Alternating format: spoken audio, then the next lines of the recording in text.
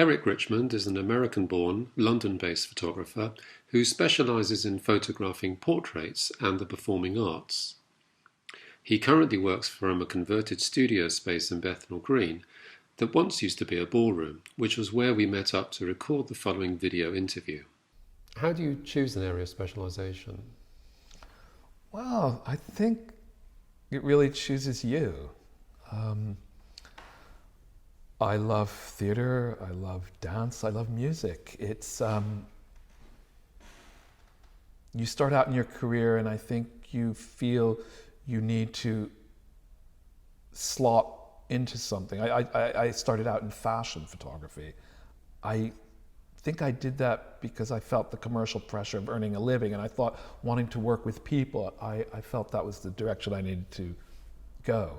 But it wasn't really answering my goals, my fantasies about it. And then the subject matter began to find me. I'd done some personal projects shooting tattoo people, and then I did a personal project on Notting Hill Carnival performers. And when Time Out started using my photographs, there was such a wide gamut of commissions from them. I did theater, I did dance, I did music business, and I felt those were the people I wanted to be around. It's collaborative as well. We work on the final product together. In terms of what the concept is, we'll work on it together, and I enjoy that process very much. How would you characterise the work that you do now? I mean, for example, what sort of projects have you been working on so far this year?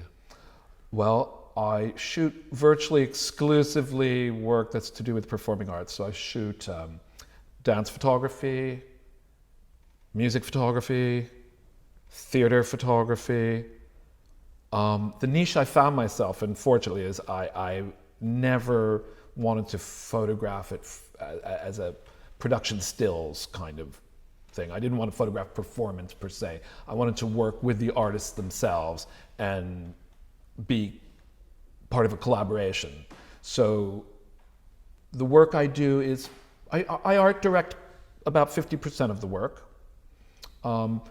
In the other 50%, half of that I'll be consulted on ideas, and then for 25% I'm given a brief that's very specific, and that will usually be the theater work.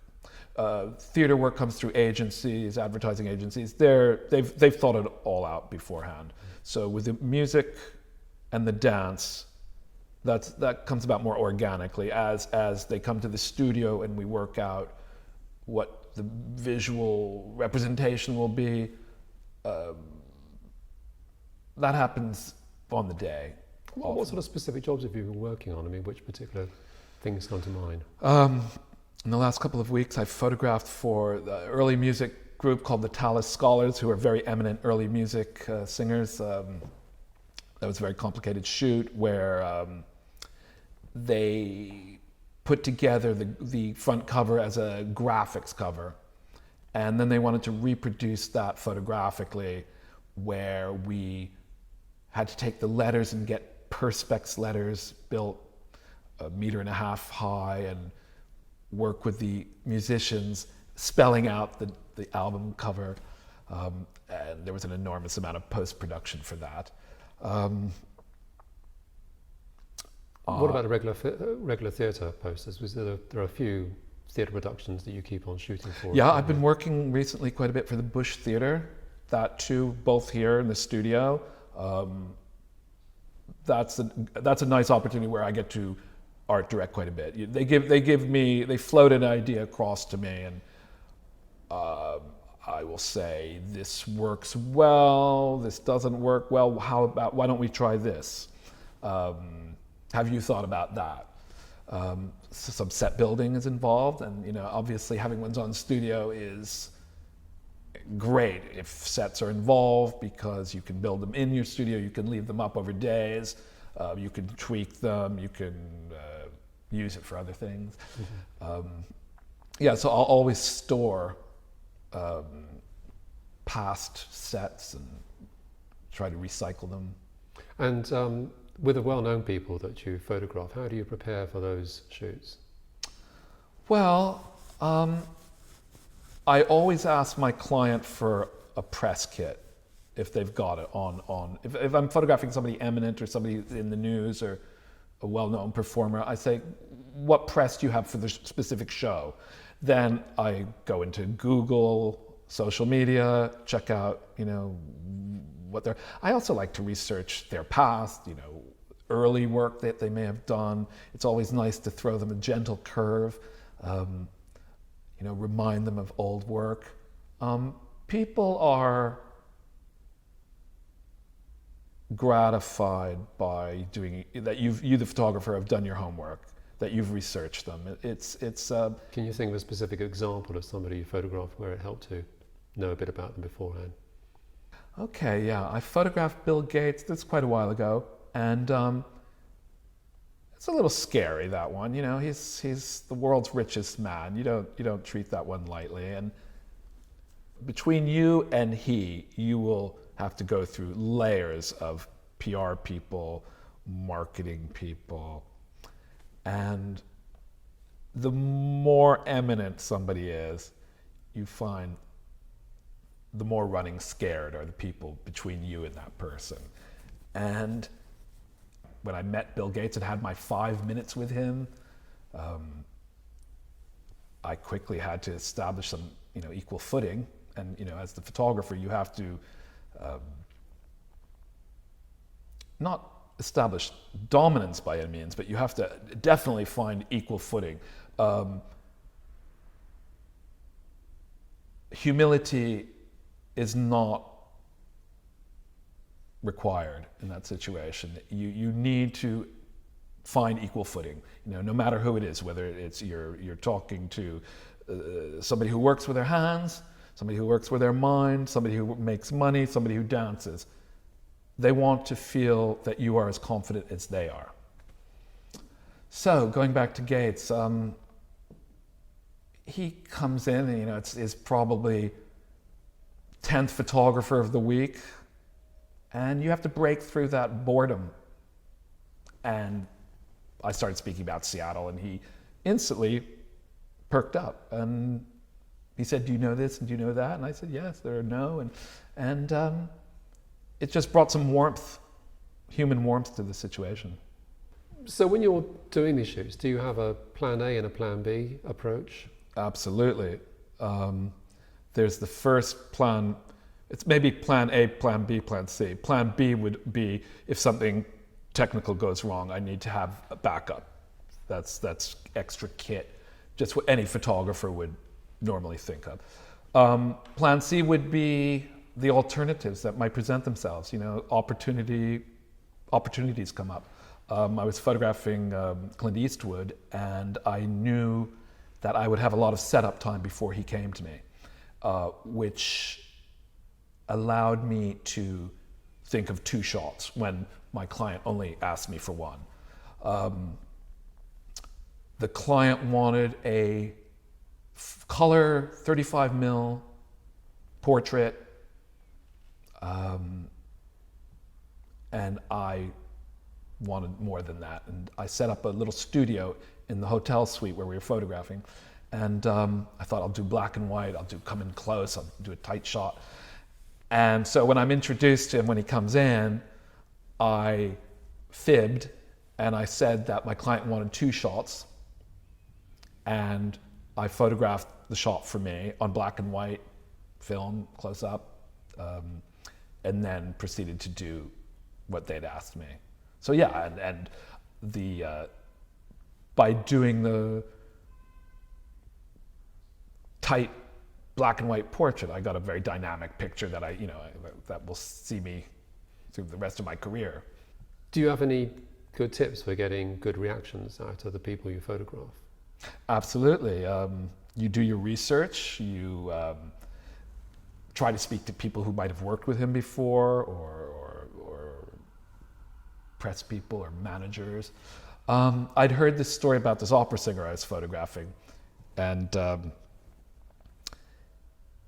he's known for his arrogance and self-belief, shall we say. And I'd heard that he, during a performance of La Bohème, while the soprano is singing her aria, that he, sitting at the table, he was supposed to be reading a newspaper, and he was either bored or forgot where he was, and he folded up the newspaper and made a paper airplane and flung it across the stage as she's singing.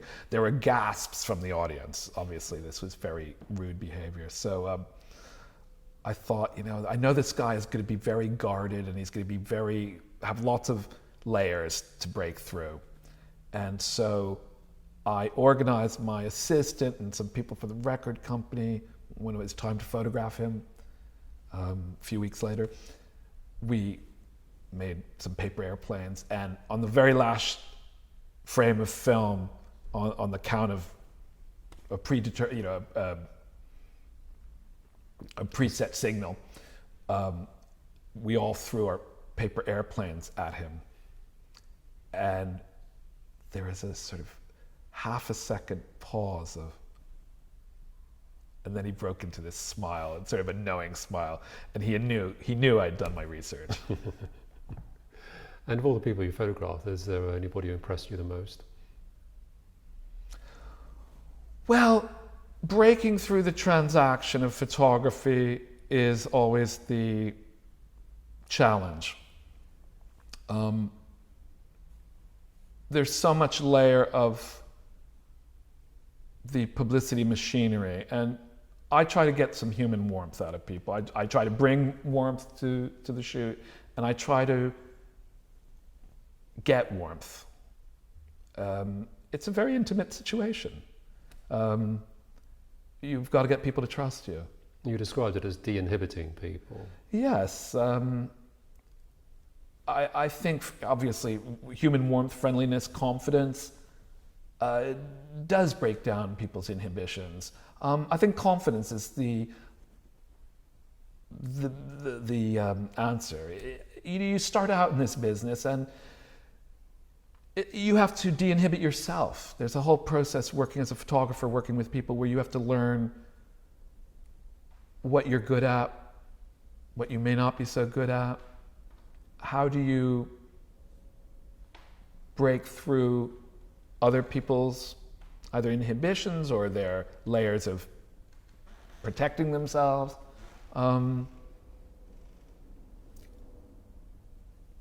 Sometimes, gimmicks might work, like the thing of throwing that paper airplane. I find usually it's people like to be asked about themselves. If you ask people about themselves, they love to tell you. So do your research.